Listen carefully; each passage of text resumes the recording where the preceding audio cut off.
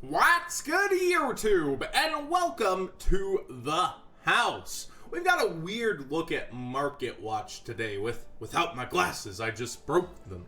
So, we've got another YouTuber buying out a card. We're gonna go over kind of a past buyout and see where it's gone, and then also review some cards you might want to pick up now sooner than later. So, Shared Ride was bought out by the Cali Effect, I believe. I saw him post on Facebook. He's like, I did a thing, and Shared Ride was up to $8. It's gonna cool down somewhat quickly, but I was racking my mind. It's a great card. Why would this man do it? He posts trade binder videos. He seems like he knows what he's doing. Why? And then it hit me while I was in the shower. You know, you have those revelations in the shower. Brandish Maidens are really good, and this card could hit them pretty hard.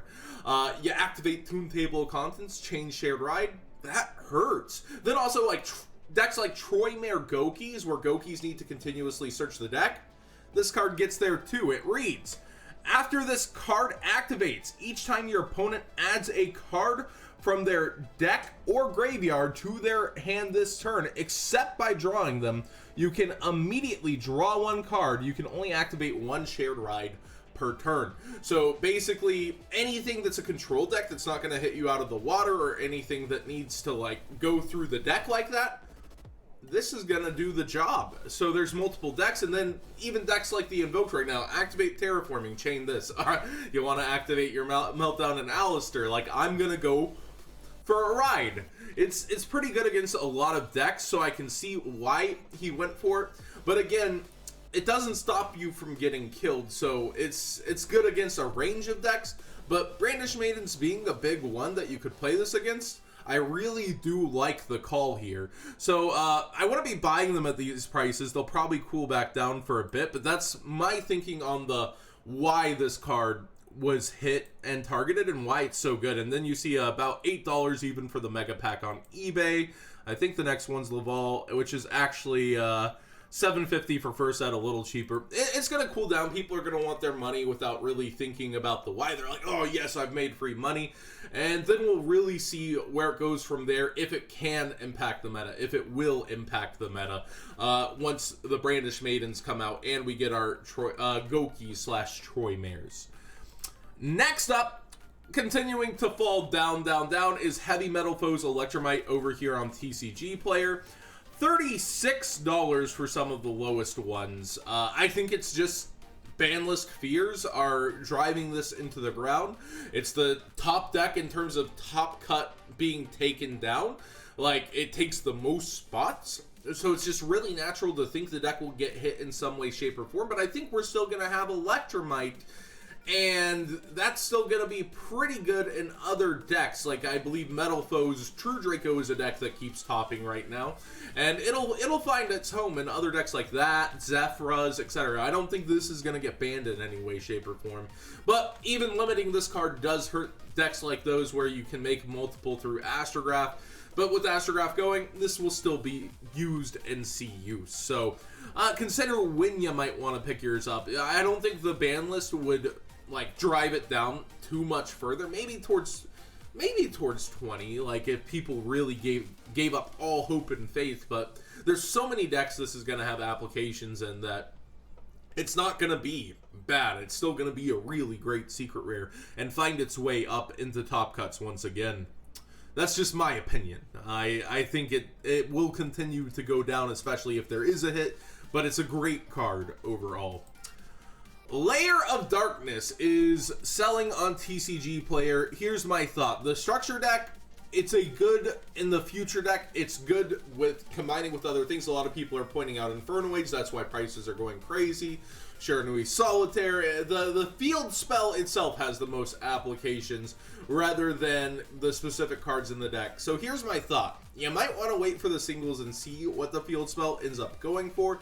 Or if you really don't want to risk it, if you have flashbacks to the ABC structures and not being able to get the Kaiba one, flashbacks to the dinosaur structures, the price is spiking, you can pick up your copies now relatively around the normal market price of $10. If you're really scared you're not going to get it in your area, you can go ahead and order it. It's not the worst thing in the world to do. In my opinion, though, I would just be going for the field spells, as a lot of duelists might. Just a random note on a deal. Trickstar Candina from the Star Packs. There's a seller selling sets where you can get 3 for around $2.50 before it's way up from that. Yeah, somebody can have a deal. That's kind of why I've featured this. And just looking through Star Pack, some of the prices are a little up there, but getting commons, not too bad for that price from the Star Pack. I definitely don't think they'll sit under $1. So if you've been waiting for some Candinas because of this, there's your mans. Galaxy Soldier's done the slow creep all the way to being apparently a $10 card. Over here on eBay, it's about $9. It's following the creep. That's a brand new listing, and we've got a new listing at $10 and then $11. So it's done the slow creep and made itself $10. It's not really seeing meta play right now, but it is a really, really good card overall. Of course, there's that Cyber Dragon hype, so people might have been slowly buying these up, thinking about Cyber Dragons. My opinion, it's probably going to stay here. It doesn't really seem to go down a lot. There's not people that are just trying and dying to get rid of Galaxy Soldiers. And I doubt it's going to get a secondary reprint in Battles of Legend this year. And I don't really see a good set where you get a reprint of it. But who knows? Someday it could just be common in an OTS pack. That's Konami for you. My opinion is, if you have it, keep it. Cyber Dragons might hype this up. Definitely a lot of duels that play them will end up using this card. So you might want to wait for the hype of that set coming out. It's definitely a really good card. And if you don't have them, you might want to trade for them. I want to go out and throw money at them at this price. But I would try to trade for a set if I could. Like find them at locals, etc.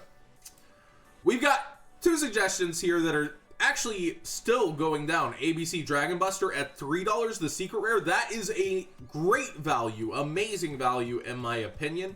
If you're wanting Dragon Busters and ABCs, a lot of people are talking about the new Light Link monster is going to be really good for this deck, even though you already have Fleetfoot Genius.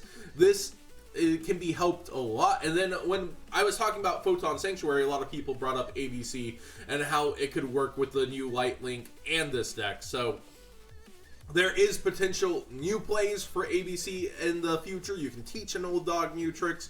You might want the secret rare version rather than the original Ultra, and we'll actually look at the price in a second on the Ultra. The Delinquent Duo is another one. Again, if they don't print Kaiba's World into the ground, the Legendary Collection Kaiba into the ground, you're going to want these Delinquent Duos. Secret Rare is one of the highest foils it already has, if not the highest. I mean, you can consider the original first set a higher rarity than this. But these look good, and you probably want to have them if you are ever considering playing GOAT format. And over time, as all the GOAT format / traditional formats now, traditional formats getting hype, because the Attack of the Giant Forbidden card might be coming over here too. This is something you want to consider. So both of these cards, pretty good pickups over here in Legendary Collection Kaiba. But let's look up Buster Dragon real quick and see what comes up. I'm seeing another card game. Let's see, ABC.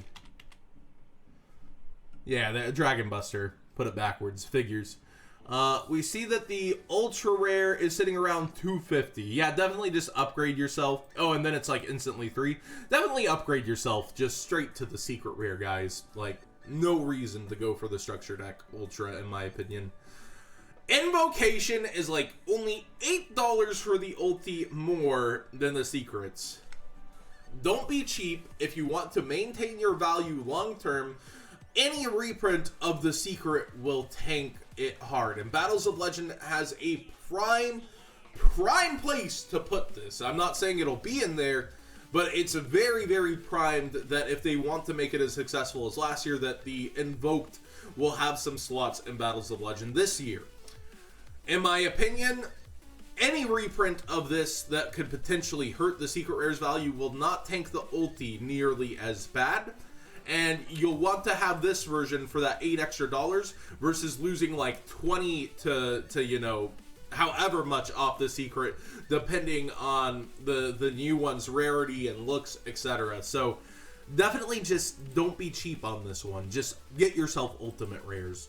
And over on eBay, it's a bit more. So there's a few that you can get. But if you've been considering this deck, if you're not scared of that upcoming ban list, and you've been looking at the Invoke to get your Invite or the WCQ, spring a little more expensive here. Trust me on that one. Meltdown also still sitting, you know, somewhat uppish towards $5. I could easily see both of these getting slots, and then Alistair getting like a secret rare upgrade, and a Battles of the Legend taking like 3 slots. That would be amazing, Konami, if you're listening. But seriously, at some point, this engine has to be taken advantage of, I feel like, by Konami. And finally, just reviewing an old buyout. Pot of Desires, the secret rare, we come down and we see First Ed Secrets all the way down at 21 now, continuing to do that slow creep down. Where it's going to finally end versus, you know, when they were 13s, we don't really know. I was calling that it would sit around 18, so we're close to that. But at the same time, it was still a really good pick for a buyout, and I just want to show, like, whenever something's super hype, you see these for 30s, chill out. Don't really buy into the hype of the initial prices and wait for the cool off. And I think I heard this had received a secondary buyout when I hadn't gone and looked, but I don't think it did if it's already down to this price. So we actually see on eBay as well. We see like first edition near 21 as well. It doesn't describe it as near mint, and my glasses are broken, but it looks pretty minty to non-glasses John. I have 2. That's not a description of near mint. It does say in condition new, so if it's not near mint, you can argue that it wasn't new. But definitely, this is just to show when there's hype buyouts around the card that you might have waited on, and you're like, oh no, I've got to pay a premium. You don't have to pay that initial cost. People aren't getting that initial value either. It's going to creep down over time. So, thanks for watching. Here's a different look at Market Watch today. What did you guys think of what's going on here? It's definitely a different kind of Market Watch than usual. It's a weird pacing, I know. And I can't even see what I'm doing.